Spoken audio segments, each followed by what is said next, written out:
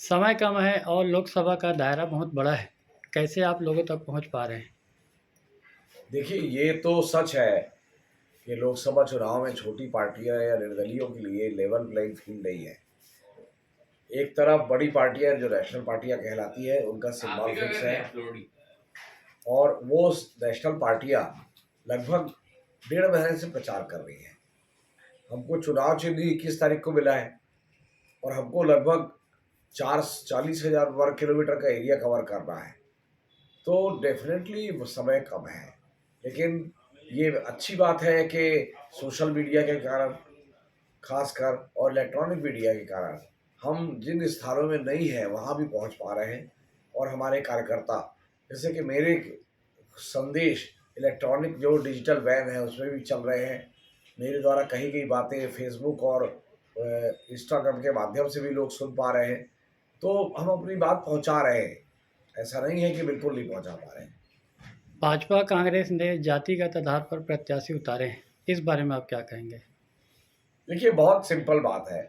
ये सही है कि भारतीय राजनीति में जाति एक महत्वपूर्ण अंग है, लेकिन लोकसभा इतना बड़ा एरिया होता है कि केवल एक जाति के आधार पर लोकसभा सीट जीतना संभव नहीं है। 20 लाख मतदाता है। जब तक किसी जाति का या किसी एक उसका समुदाय का लगभग 35-40% मतदाता ना हो, तब तक ये कहना कि केवल उस जात के भरोसे आप जीत जाएंगे, मुझे नहीं लगता। और यहाँ बिलासपुर में कोई भी जाति समुदाय इतना बड़ा नहीं है कि वो अपने अकेले अपने दम पर जीत सके। तो वो ये चयन जो उन्होंने किया है, ये तो वो पार्टियां ही बता पाएंगी कि क्यों किया है। मैं तो ये मानता हूँ कि हमारा राज पार्टी ने जो मुझे टिकट दिया है, वो ये सोच समझ कर दिया है कि बिलासपुर में मेरा काम है, बिलासपुर में मेरी पहचान है और बिलासपुर के हर संघर्ष में मेरा योगदान है। लोगों के बीच जा रहे हैं तो क्या समस्याएं बता रहे हैं आपको? देखिए, समस्याएं तो बहुत सारी हैं और हमको ये भी समझना चाहिए कि चुनाव में हम पार्षद भी चुनते हैं, पंच भी चुनते हैं, विधायक भी चुनते हैं, महापौर भी चुनते हैं और सांसद भी चुनते हैं।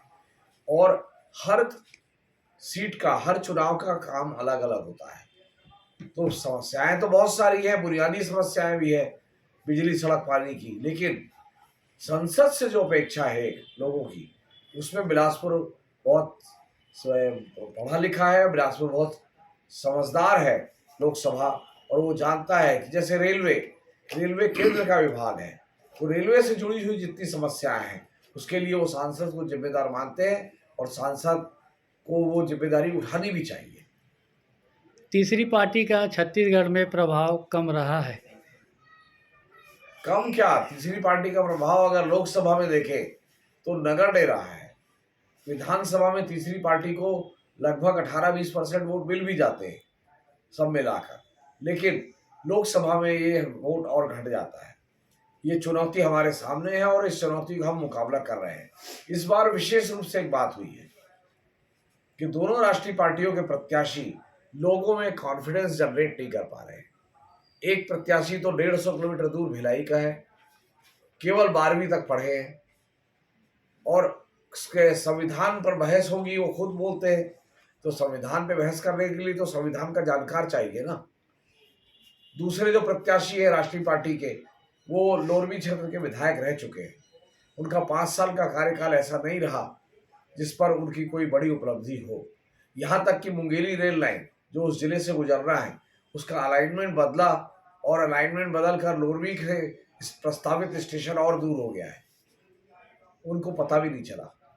तो ऐसा उनका कार्यकाल है।